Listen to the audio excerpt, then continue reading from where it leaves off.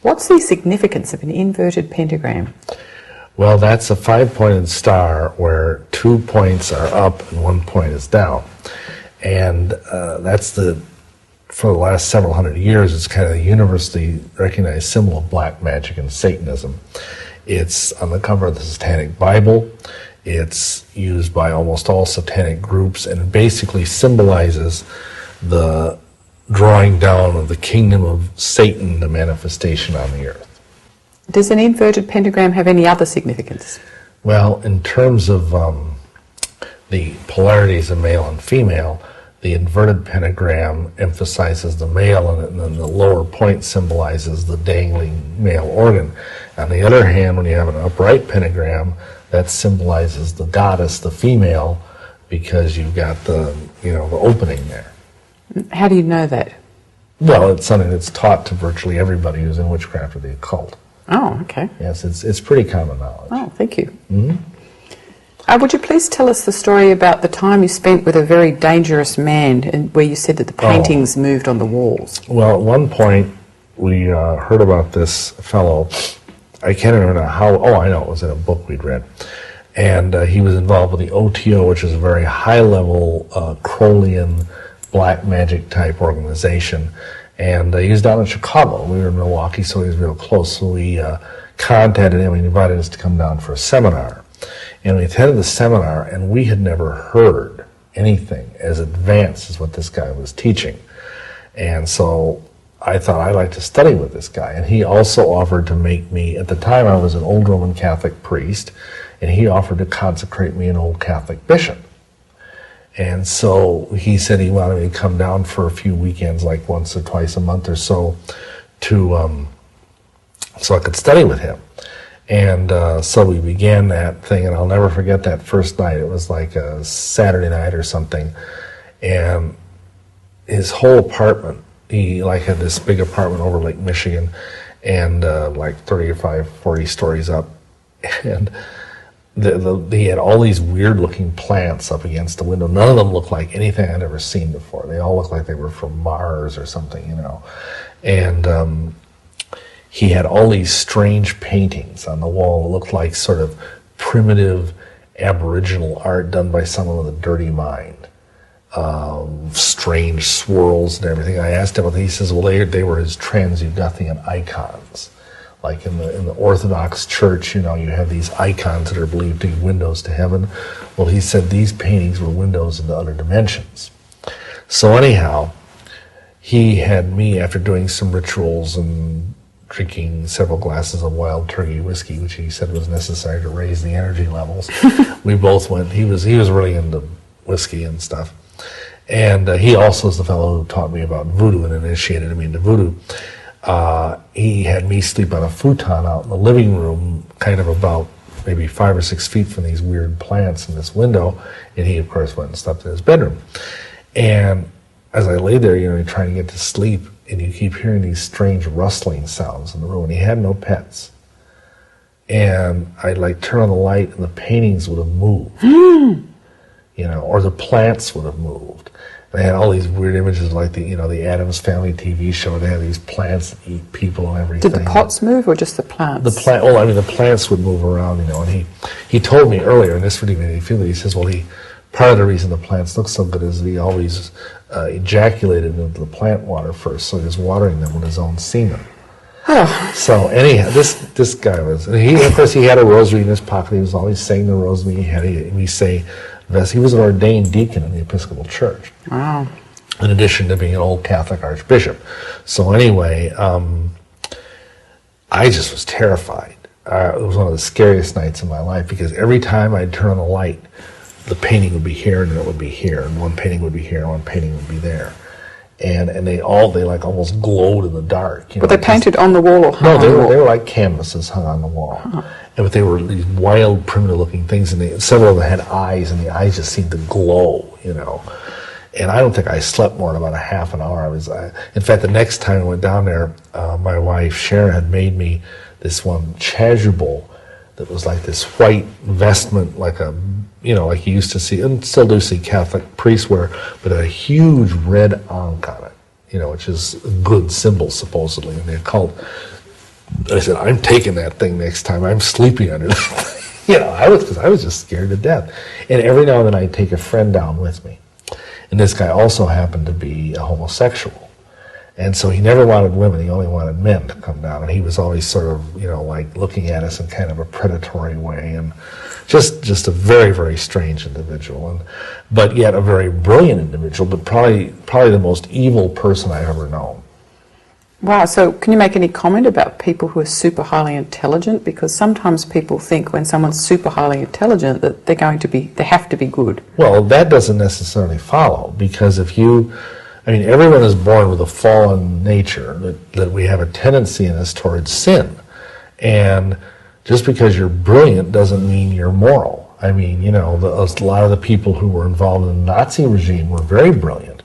Look at this Michael Aquino, he's very brilliant.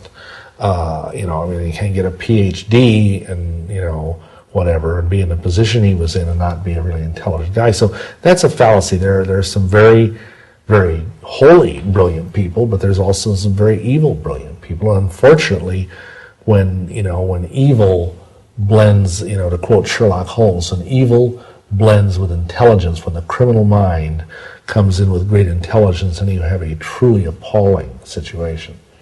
And could you make a similar comment about anyone who's like really well dressed, has a lot of money, acts like a really nice person? Well, yeah, again, contrary to popular belief, most of the really dangerous Satanists wear, you know, real expensive suits and beautiful haircuts, and they're like the movers and shakers in any given city. I mean, you know, I just can speak to Chicago, but I know some of the most powerful names in the city of Chicago, at least when I was doing this stuff back in the 70s and early 80s, were Satanists. And, you know, and yet they were like, you know, they looked very well dressed, and they were thought of as being pillars of the community. So you can't, that's why, again, Yeshua said, don't judge by appearances, judge righteous judgment. And he also said, beware of wolves that are in sheep's clothing. Because obviously a wolf in sheep's clothing looks sweet and nice, they look like a sheep, you know. Right. What's the significance of Aleister Crowley? Well, I've mentioned him on and off, and he's probably one of the most, if not the most influential ceremonial magician of the 20th century. And he was born in 1875, and he died in 1947. And basically he was a genius, another example of sort of the evil genius, you know.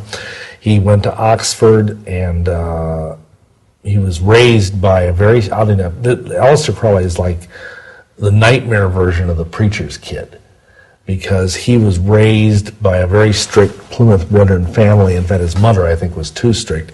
And every time he'd misbehave, she'd beat him, and she started saying, when you grow up, you're going to be the great beast.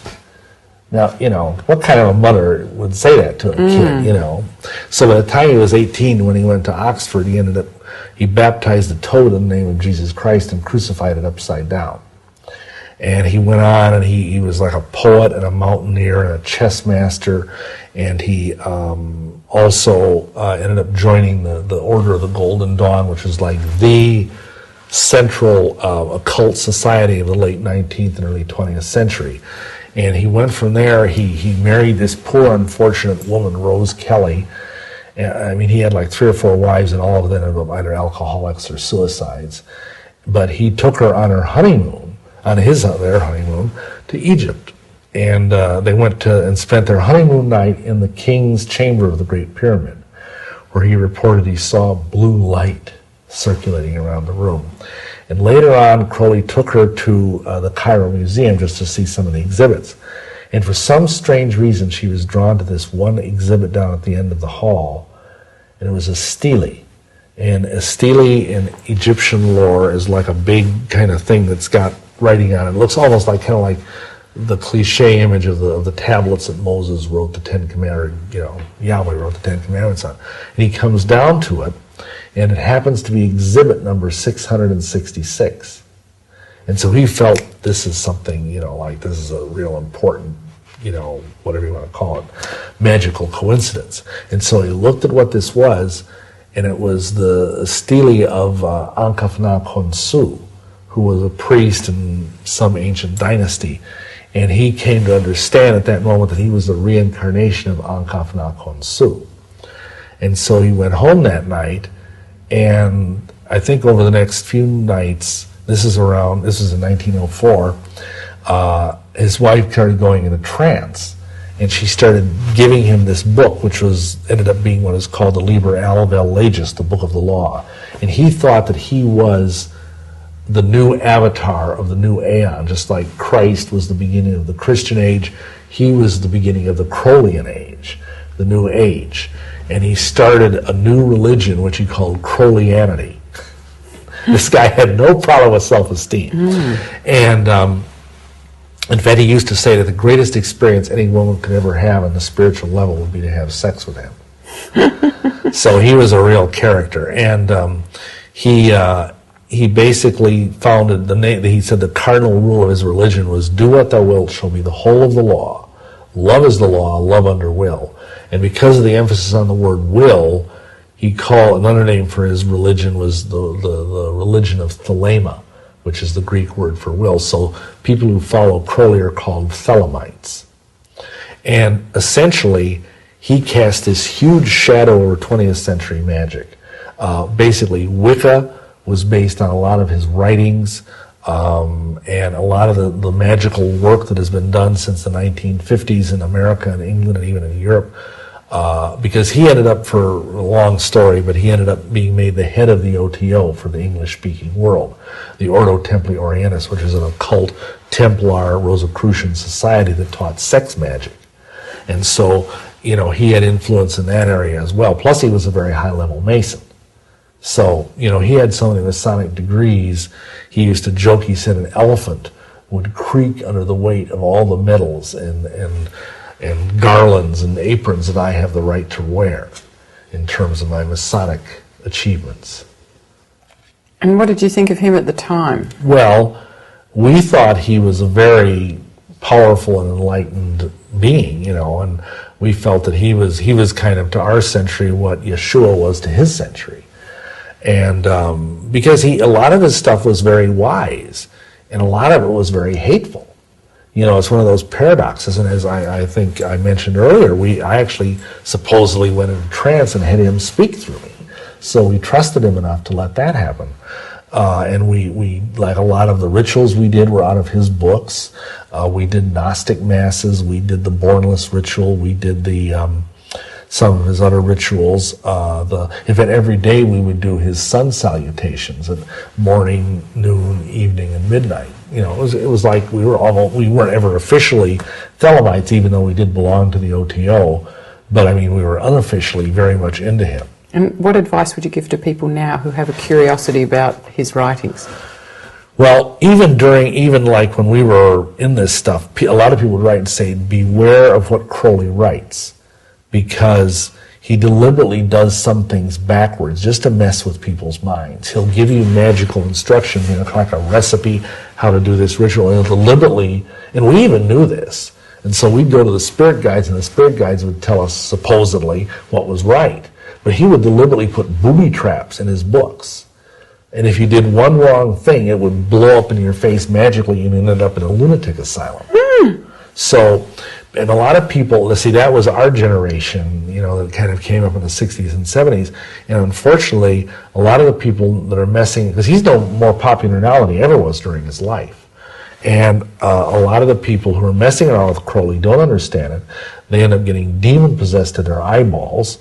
He ended up basically, in his life, a total failure. I mean, he spent the last 2 or 3 years of his life living in this, rented room next to a cemetery in Brighton, living on heroin and boiled eggs. I mean, he was a hopeless heroin addict for the last, third of his life. So even though he believed, he would actually deliberately get himself addicted to heroin because he thought his will, you see, again, thelema, will, was strong enough to break free of the drug, but obviously it wasn't. So I would tell people this is a lot of dangerous anti-Christian, not just because it's anti-Christian, but just dangerous philosophy. Every person this man touched died horribly. I mean, they either killed themselves, their lives were ruined, they became alcoholics, they became drug addicts. I mean, hardly anybody survived a relationship with Crowley. Only 2 people that I know of, Israel Regardie and Freder Echad. And was because Israel Regardie was a psychiatrist, so he had enough mental wherewithal to withstand the games. Because Crowley would do stuff like he knew, for example, Israel Regardie was Jewish, and Crowley was very anti-Semitic, even though he was into Kabbalah, which sounds really bizarre. And so he'd call him, that stupid Yid, or he'd make all these anti-Semitic remarks, and he just mess with people's heads, and be cruel to them. Whatever he knew was important to an individual, he would attack that and just make total, mush out of a person if he could. He was proud of the fact that he drove people to suicide. Wow. He felt if someone was weak enough that they would go out and kill themselves, and they didn't deserve to live. Again, he was, he called himself the wickedest man in the world, and was proud of the fact that that's what the London newspapers called him as well. Wow, thank you. Just for the readers, I was going to give a few quotes from the Satanic Bible to give them an idea how bad it is. So, sure. Give blow for blow, eye for eye, 4-fold and 100-fold. Cursed are the lambs of God, for they shall be bled whiter than snow. Cursed are the feeble, for they shall be blotted out.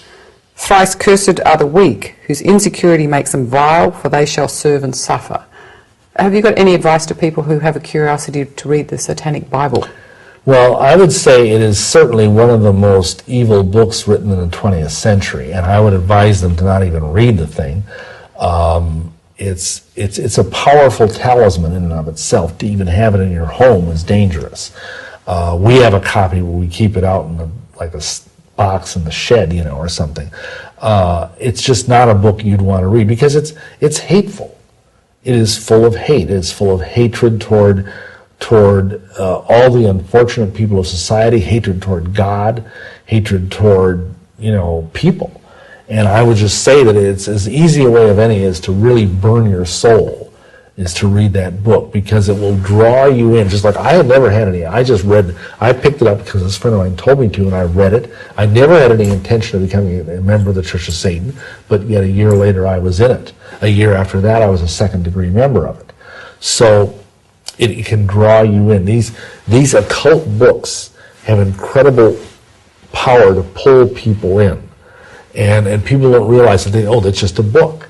So many people think that these days, yeah. So your testimony is wonderful too. Yeah, it is very, very ruinous, and I would advise everybody to stay away from it. I know there's, it's forbidden, or it's evil, or it's wicked, so I want to read it. Especially young people tend to think that way. But it'll just destroy your life if you take it seriously. And if you don't take it seriously, why read it?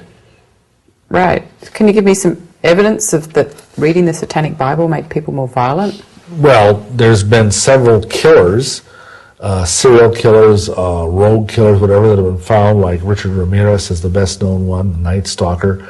who had the Satanic Bible in their possession. Son of Sam comes to mind as well. A lot of lesser, what known just creeps that were out there killing children or women or whatever that had possession of the Satanic Bible. So it's an extremely dangerous book. You said that Satanists think that hell's an okay place, but if some of them finally work out that they actually really are going to get punished for the bad things they've done, why don't they try to leave Satanism then? Well, on the lower level, a lot of them do. I mean, like a lot of Church of Satan members have gotten away from it and gotten saved. But of course, it takes the power of the Holy Spirit, the power of Yahweh Almighty. The higher level ones, even like such as I was, you're dealing with a person who's got a tremendous amount of demonic infestation. And if you start moving in the direction of getting away from Satanism, those demons can just really put a world of hurt on you. They can control the pain centers in your brain and make you just wish you were dead. I mean, you go towards like reading a Bible or kneeling at the altar or something and praying to be saved. They'll just like make you feel like you've got the grandmother of all headaches. Just like stimulus response. Just like you treat an animal. And so it's only again by the grace of Yahweh and the power of the Holy Spirit that anybody can get free from these things. Even Anton LaVey's own son, Anthony, he got born again, mostly through reading our books, and now he corresponds with us all the time. It's weird to get a Christmas card from Anthony LaVey, but we do. Great. So that's a real praise report, and many, I'm not the only one. I mean, many. I get emails at least several times a year from former Satanists that are now joyfully serving the true and living Yahweh. Great. So if someone has sold their soul to Satan, how can they undo that agreement? Well, first of all, unless they're a Christian, their soul belonged to Satan from the moment they were born anyway. So the agreement is sort of a joke. But all they have to do is simply turn over their life to Yeshua, to Jesus Christ. And they need to get down on their knees. I'd recommend doing it with a preacher of some sort, who knows what he's doing, because to do this alone I did it alone, but it can be a little daunting because there might be some spiritual attack. And just pray and confess that you're a sinner. Pray and renounce the satanic oaths you took in your membership in the Church of Satan and say it's evil, I don't want anything more to do with it, I'm sorry that I did it. And then ask Yeshua to come into your life and be the Lord of your life, the Master of your life, and ask Him to save you from your sins and from the power of the adversary. And He will. And at that moment, that contract is broken. Great. Now, that isn't to say you might not need a little, prayers for liberation after that. But in terms of your eternal destiny, that contract was broken. Okay, good. Is there any other advice you'd give to Satanists? Well, they need to repent. They need to get out of it because they're on the losing side. The scriptures have never been wrong about one single prophecy that has been in those books of the Bible. And so why would they be wrong about the last book of the Bible, the book of Revelation, where it says that all liars and fornicators and sorcerers that mock Yahweh will end up being cast in the lake of fire, along with the devil, along with his fallen angels, and you don't want to have that happen to you. That's a horrible destiny that nobody can even imagine. But it's a fit destiny for those who turn their back on Yeshua and on the true and living Yahweh. Thank you. What advice would you give to people who know someone who's a Satanist? Well, at the risk of sounding mercenary from what I suggest they buy my book, Lucifer Dethroned, because that book is my autobiography, number one. It's a survey of modern-day Satanism, number two. And number three, it has a whole large chapter in the back on how to witness, how to minister to someone who's in Satanism and get them born again. But quickly, my number one advice would be to start praying for that individual, start praying for them and binding the spirits that are giving them their occult power. That's the best thing you can do, because if they realize there's a more powerful force than the demons that seem to be giving them their power, it's going to really rattle their cage. And because they've been conditioned by their training in Satanism to want power, even though it's not the immediately best reason, they're going to kind of like turn from Satan and try to figure out, okay, what's making this happen? And they're going to find themselves led to the cross. Let me share one quick thing I heard from Henry Gruver, who's a real prayer warrior. He says what he does when he encounters Satanists or a satanic ritual site, someplace that appears to be being used by Satanists, he'll pray that everyone there, and any Satanists or whatever, witches, druids, whatever, will be confronted with the power and the glory of Yeshua, that they will somehow see it, and that they will either be so awestruck with it that they will bow the knee and worship him as Almighty Yahweh, or else they will flee in abject terror and never come back. That's a good prayer. And does that work? It does. Good. He's dismantled entire networks of black witches over in England by doing that. Great. Thank you. Mm-hmm. What different kinds of magic are there?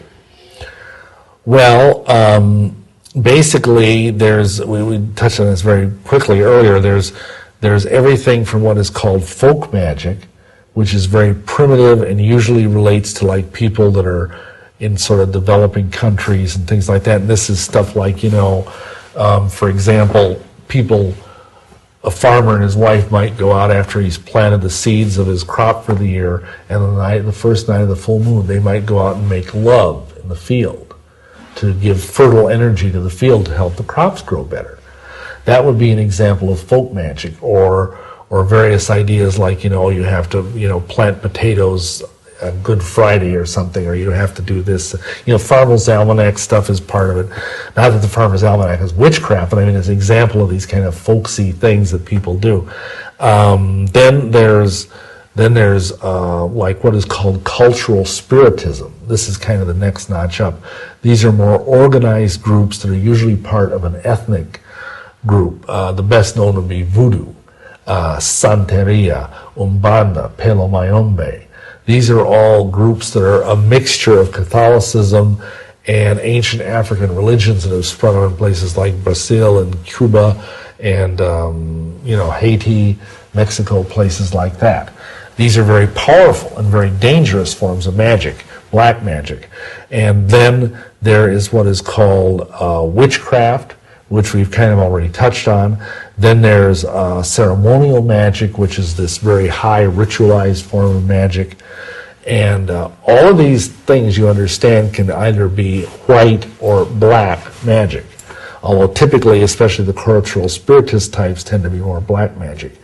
And then there's what is called hermetic magic, which is when you arrive at a level that you can just do purely mental magic without having any props, without having to wave around sticks or swords or anything like that, and you just use those three things I mentioned earlier, to be relaxed, to be able to visualize what you want, and then to have the desire or the intent to make it happen. And do they all use demons to give them power, or are there other things that give them power? They don't know, for the most part, they're using demons. I mean, a lot of these cultural spiritists they think they're calling upon ancestors. They think they're calling, like in Voodoo, they call upon the Loa, who are like, ancient gods that have Catholic masks on them. But yeah, ultimately, all of these different kinds of magic draw their power from demons or from fallen angels. And how do you know that? Well, again, because of the fact that in our experience, when we come against them now as Christians, if we pray and bind the evil spirits that are behind these various kinds of groups, their powers just fall apart, just like a house of cards. Okay, that would work. Thanks. So how long did you do white magic for? Well, 16 years. Okay, and how long did you do black magic for? Well, actually, you see, you could do white and black magic at the same time. Huh. So I probably did black magic from about, let me think, probably 3 or 4 years. What's the difference between white and black? Well, white magic well, I'll just make it simple. White magic is basically doing stuff for altruistic, for good reasons. It'd be things like healing someone, doing a spell to help someone get a job. Stuff that would be very similar to what you might go into a prayer meeting in a church and ask for prayer for. It's usually not of a selfish nature, and it's with good intent. A white magician never knowingly wants to hurt anyone. Black magic, as you might guess, is just the opposite. It's when your intention are at best selfish or at worst evil. And you're deliberately, at the very least, you're trying to get what you want, no matter what happens to anybody else. And then it goes downhill from there, and you get to the point that ultimately black magicians like to do evil just for the pure sake of evil. I see. Did you get any hints while you were doing magic that Christians have more power than white or black witches? I actually had very little. In fact, I really never met a true Christian while I was a witch. So it was difficult for me to get that kind of a sense. The closest I think I would come would be the thing I mentioned earlier, where he tried to curse that woman who was the daughter of a Christian preacher, and all the curses bounced back.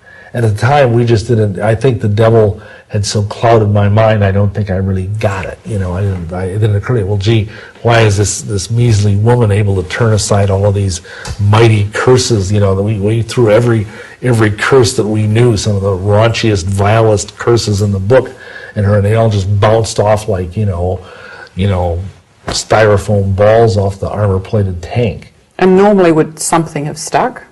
Oh yeah, normally if we weren't doing it to a Christian, those things can kill people. I mean, some of those, like for example, this fellow I mentioned earlier who was so evil and whose apartment I stayed in, he would do rituals on people that he didn't like, and they would have within 24 hours they'd have centipedes clawing their way out of the person's stomach.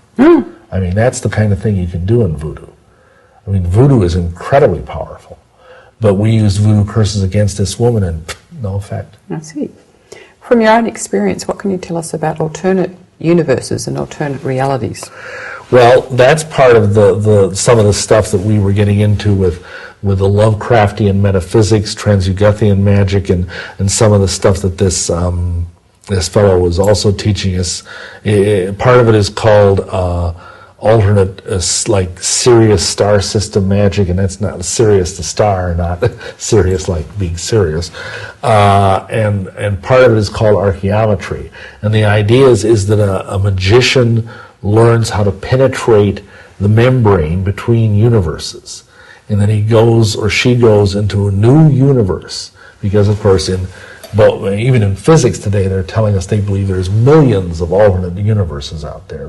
The quantum physicists talk about that. So what we do is we would penetrate the membrane between universes and go into a new universe that we would refer to as a virgin universe. And there'd be this enormous amount of magical power available because it's totally untapped. There's no life in this universe.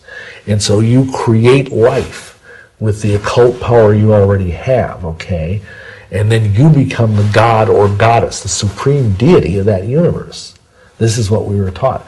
And then, if you really know what you're doing, you have the ability to take some of the power, because you think of this, think of how vast just this single universe is. How many galaxies, they'd say there's like billions of galaxies out there, each of one of which has billions of stars.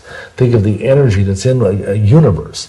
And you have the ability then, supposedly, as a magician, to pull this energy through the membrane back into this universe in which you live and use it for your own purposes.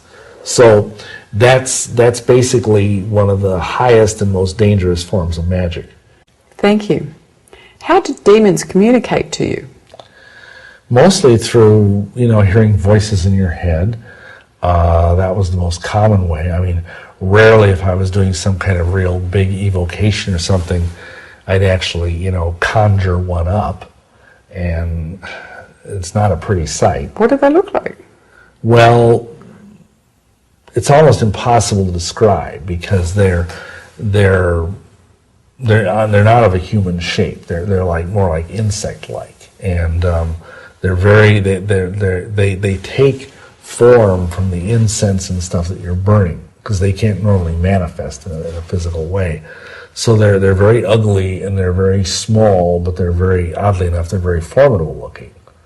But they look kind of like sort of an insect-like thing, except more like imagine like a giant, cockroach or something, except more like a praying mantis cockroach cross. I see. You see, it's hard to describe the indescribable. Right. I see. When you heard them or saw them, how did you know it wasn't your imagination?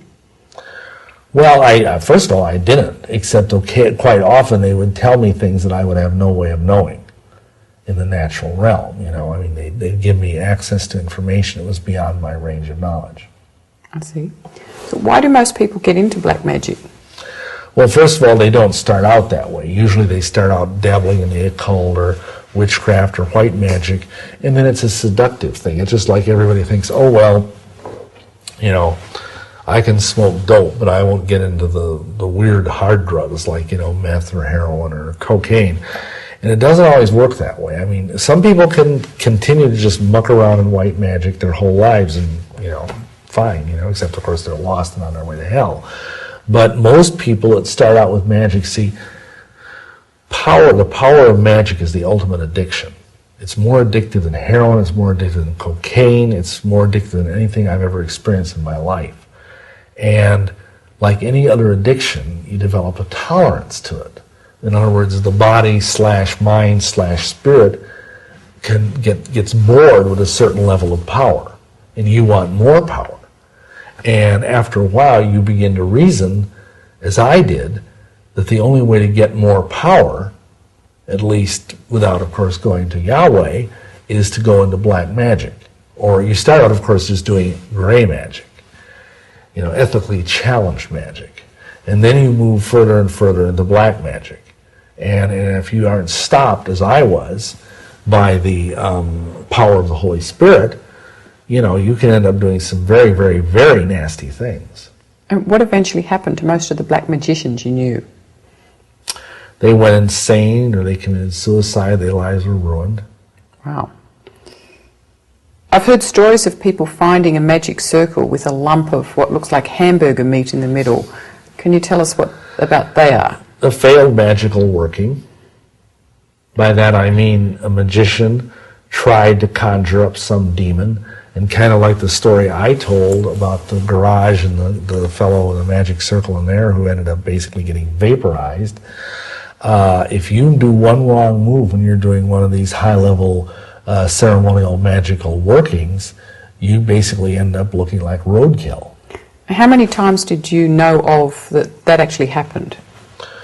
Well, in my personal experience, only a couple of times, 2 or 3. And friends of friends, how many other times would there be? That was it. That includes friends of friends. Mm-hmm. So it's not like it happens a lot because, frankly, first of all, you got to realize there's not a lot of ceremonial magicians out there. Mm-hmm. I mean, the ratio is probably 100 witches to 1 ceremonial magician. And then there's thousands of witches, but so I mean and then of those ceremonial magicians, a lot of them never really get many results. I mean, I think I told you about how we did this really elaborate ritual of honoring the mage and got our holy guardian angel to appear and all this stuff, and then we got these talismans and they didn't work. So a lot of times, sometimes the magic works and sometimes it doesn't, right. To say. So when you factor all of that in, I mean, a good ceremonial magician will only get like 2 or 3 really powerful magical workings, in a given few years. Okay, thanks. What's the Tree of Life? Well, the Tree of Life is an old thing that is, well, of course, it's even mentioned in the book of Genesis, but it's been used for thousands of years as a symbol of Jewish mysticism in what's called the Kabbalah. And magicians use the backside of the Tree of Life, which is called the Qliphothic tree. And unfortunately, a lot of occult types have been kind of using both sides of the Tree of Life and kind of messing around with it and dabbling with it in a way that isn't what the original intention of the ancient Kabbalists was. But what we did is through this alternate universe business and everything, we would enter through dimensional gateways into the backside of the Tree of Life, the Qliphothic tree. And there we would find these alternate universes. And also there was what was called the Typhonian tunnels, the tunnels of Typhon. And Typhon is the Egyptian destroyer god, okay? And we would use these tunnels to go from universe to universe to universe. And that way we would acquire more and more power. Thank you. What's a Necronomicon? Or Necronomicon. Right. Well, say that again. Necronomicon. Okay. Yes. Well, a lot of people think it's just a fictitious book that a kind of science fantasy horror writer named H.P. Lovecraft made up about 100 years ago. But actually, there really is such a book. It's probably one of the most powerful and dangerous grimoires, that is to say, magical workbooks out there. And it basically goes all the way back to ancient Sumer. And it is rich. It has rituals by which supposedly you can call upon the great old ones and these ancient gods, and blah blah blah. And I'll give you an illustration of how dangerous it is. They about must be now at least 25 years ago. They published a limited edition of just some of the mildest stuff out of the real Necronomicon in a limited edition book, limited to 666 copies. And odd enough, it was dedicated, in the front cover it said, the dedication was ad Maiorum Crolium Gloriam, which is a parody of the Jesuit motto, to the greater glory of Crowley.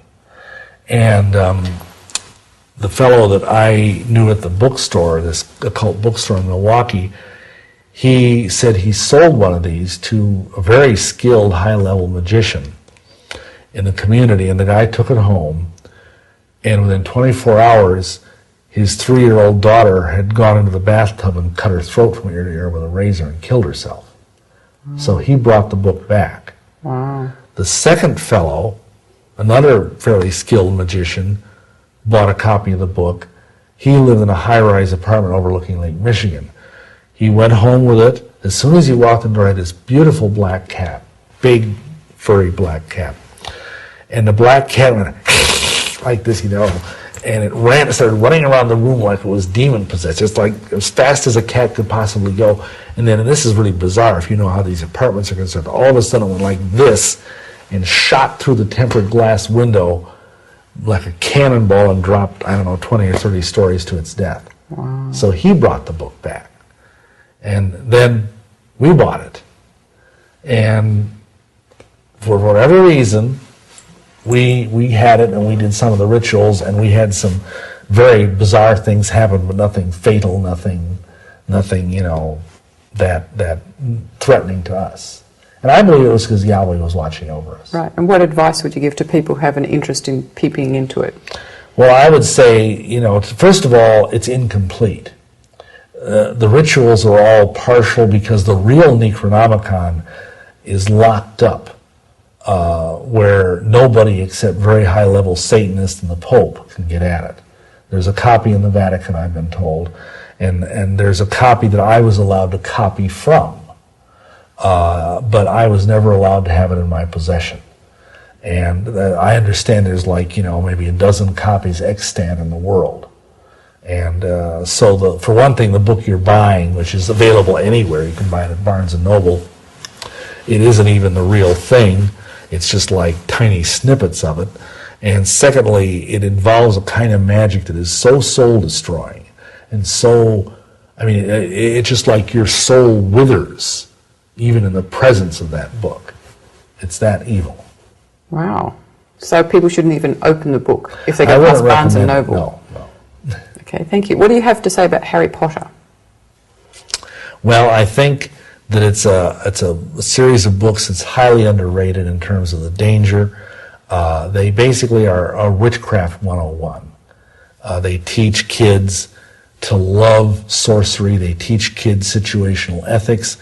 Like, for example, the Pagan Federation over in England reported that when the first Harry Potter book took off over there, their phoned inquiries from young teenagers to how do I become a witch went up 1,900% in 1 year.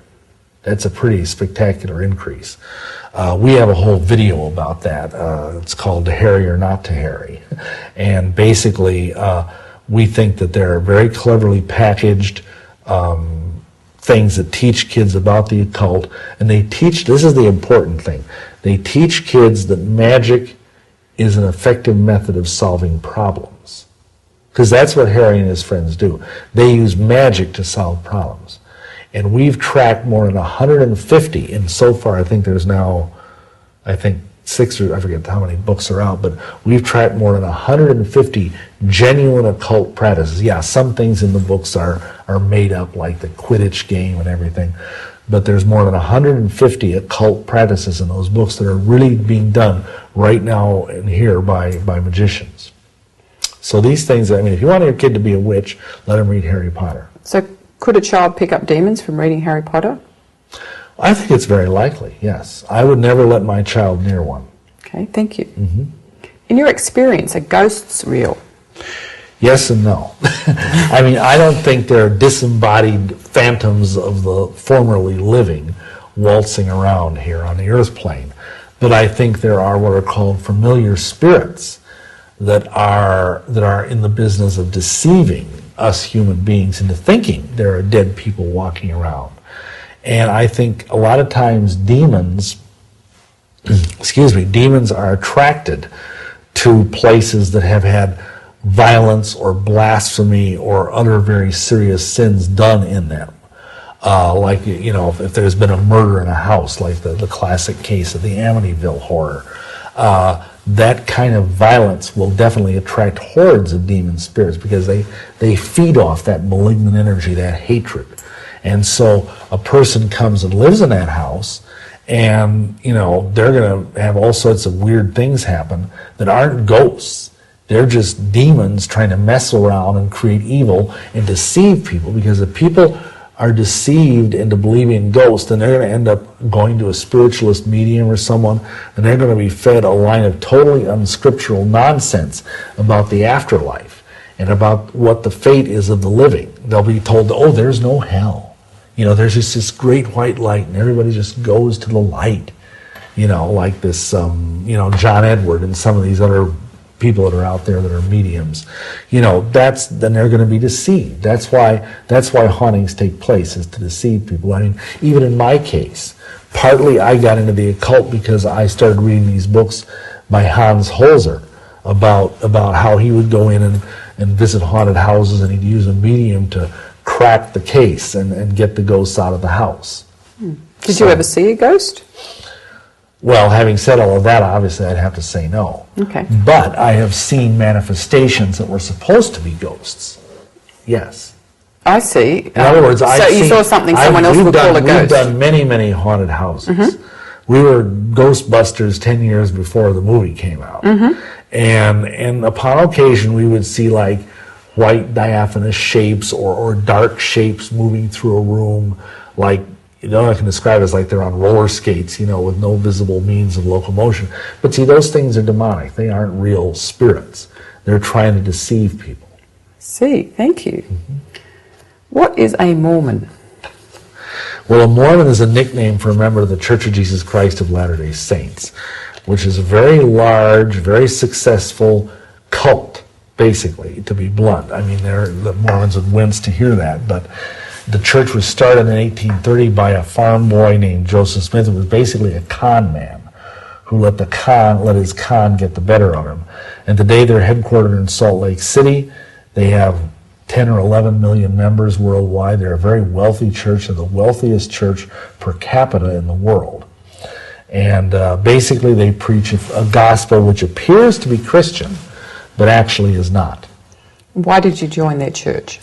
Well, at the bottom of all of this weirdness that I was in, when I was even into vampirism and drinking blood and practicing black magic, a lady started praying for me because I'd sent a check to the Church of Satan. And I especially was knocked on my pins by that prayer. And everything in my life was shattered. I cried out, because you see, once Yahweh starts moving into your life, all bets are off. I mean, he could just throw the whole chess table over anytime he wants to. And sometimes you have to get your life shattered in order to really realize that you're at the bottom of the toilet, you know, circling the drain, you know. And anyway, so I cried out for a sign. And at first, Yahweh sent me these two Satanists to bring us some Christian comics that taught me how to get born, that would have taught me how to get born again, but I couldn't be bothered with reading them. So within a day or two, Mormon missionaries show up at our door. Now you see, this Grand Master Druid that I'd studied under several years earlier, about 6 years before, he had told us that if we ever got in deep spiritual trouble, that I should join the Mormon Church, because it was a church that had been founded by sorcerers, for a place where you could hang out and appear to be a good, white-bread Christian, all-American person, and you could still believe virtually all the stuff that witches believe. So that's why we joined the church. Wow. And how high up did you go in that church? Well, women don't really get to be high. They just get to be mothers. But I got to be an elders quorum president, which is like right underneath a bishop. My wife and I both got temple recommends. We got to go to the temple and receive our endowments, which is like the spiritual, gold seal of Mormonism. I mean, if you're like an elite number, maybe 10 or 15% of all Mormons ever get to go to the temple. So we were pretty high up. I actually was a paid teacher of theology for the church educational system. I was very zealous in my Mormon faith. Right. And how many years were you in the Mormon church? 5 years. What do Mormons believe? Well, that's a big question, but to cut to the parts that make them not a Christian religion, first of all, they have God wrong. I mean, they believe that Heavenly Father is basically a superhuman extraterrestrial. He has a body and parts and passions, as they put it, and he lives on a planet called Kolob in the heart of the galaxy. They believe that his son, Jesus, is the spirit brother of Lucifer. He's not Almighty Yahweh made flesh. They also believe that we are not saved by grace alone, but we're saved by grace and then keeping the laws and ordinances of the gospel. They also have a lot of weird other beliefs, but those right there. And they also believe the Bible is not the inerrant word of God. They believe the only perfect book in the world is the Book of Mormon. Thank you. Why do they baptize dead people? Well, that's one of their beliefs, is that like the Mormon prophet Spencer W. Kimball says that the Mormon church has 3 duties: to preach the gospel, to perfect the saints, and to redeem the dead. And this baptizing the dead comes under that. They believe it's their mandate from the Almighty to go out and do genealogy and find out the names of every dead dude that ever lived, all the way back to Adam. And they've already got millions of names in their genealogical database in Salt Lake City. And they believe that they have to baptize all those people by proxy, because they say, well, what if someone lives in, like Tanganyika or somewhere, and they've never heard about Joseph Smith? They've never heard about the glorious restored gospel. How are they going to get to heaven? And they say, well, what happened is that this native African guy is going to die, and somewhere down there, they're going to go into spirit prison, which is sort of like a holding cell. And they'll wait there for a few thousand years until someone finally gets around to doing their genealogy and getting their name, and then they'll go to the temple, and they'll be baptized in the name of, Magumbo of Tanganyika, and then they'll get an opportunity in spirit prison to accept or reject that baptism. If they accept it, then the prison doors are open and they get to go up to the celestial kingdom. Wow. Do Mormons really believe that they'll become gods? Well, one of the early prophets of the church said, as man is, God once was, as God is, man may become. And it is basically a doctrine of the church that we are gods in embryo, or goddesses in embryo. And every devout Mormon man believes he will be a god someday. And every devout Mormon woman believes that she will be a heavenly mother someday. That they will go off and spend all eternity procreating, and she will be eternally pregnant. And she will have billions and billions of spirit babies. And they will populate their own planetary system with these babies. Now, they don't usually lay this concept on people right away. When they're just investigating the church, they kind of wait in 6, 9, 10 months to kind of let them get acclimated to the church before they dump this on them, because it's kind of wacko. But that is what they believe. They believe anything less than godhood is damnation. Bruce R. McConkie was an apostle, the leading theologian of the last generation, taught that. Wow. What do Mormons think of women? Well, they obviously like them since they marry so many of them. But no, they don't practice polygamy officially anymore. But they basically believe women have their place. They think women cannot hold the priesthood, or they can't hold any ecclesiastical office in the church. Their most important duty is to be pregnant and have lots of babies. Are Mormon women happy with that? Well, some of them say they are. They have their own organization. It's called the Relief Society, which is sort of like a woman's auxiliary of the LDS Church. But there are a lot of Mormon feminists, one of them very shrill, I forget her name, about 10 years ago, who like chained herself to the doors of the Mormon temple in Salt Lake and stuff like that. But most women say they're happy with that. Some don't, and Mormons get divorced just like every other religious group. But they're held over them. They cannot be saved without their husbands. He can choose to leave them in the ground on resurrection morning and not resurrect them, because a Mormon wife is not resurrected by Yeshua. She's resurrected by her husband. So that's my next question. What are the spiritual consequences to a Mormon woman who's single or with a husband who's not a Mormon? A Gentile. That's what they call non-Mormons. They call them Gentiles. In fact, the Mormon religion is the only religion where you can be Jewish and Gentile at the same time. Because if you're not a Jewish Mormon, you're a Gentile Jew. Anyhow, the consequences, if you're a single woman, you cannot achieve the highest degree of glory. You have to be married and you have to have children in order to achieve the highest degree of glory, which means you're going to be stuck in the terrestrial kingdom with all the slackers if you're a single woman or if you're married to a non-Mormon. So basically, a woman is shut out of the highest degree of glory unless she's been married in the temple. That's the goal of every Mormon who's really, sold out for their faith, is to be married and the word is to be sealed for time and all eternity in the temple. What's a celestial marriage in the Mormon? Well, that's what I'm just referring to. They believe that the Mormon prophet, originally, back in Joseph Smith day, was given the keys to unlock celestial marriage, among other things. And that what celestial marriage is, it's the idea that if you're, most people believe you're married till death do you part. That's what the standard wedding ceremony says. Well, Mormons teach that if you're married in the temple, after receiving your endowments, which are these long, elaborate initiation rituals, then if you're married in the temple by a patriarch holding the priesthood keys, given him by the prophet, then that marriage will last into eternity. And you can go on and continue that marriage and have all these spirit babies I just mentioned. So that's what they mean by celestial marriage. And without having that celestial marriage, without being married in the temple, basically you're damned in the Mormon church. And that's Bruce R. McConkie's own words. Thank you. How are you able to go up so high in the Mormon church so quickly? Doesn't that normally take years? No. The typical program, if you will.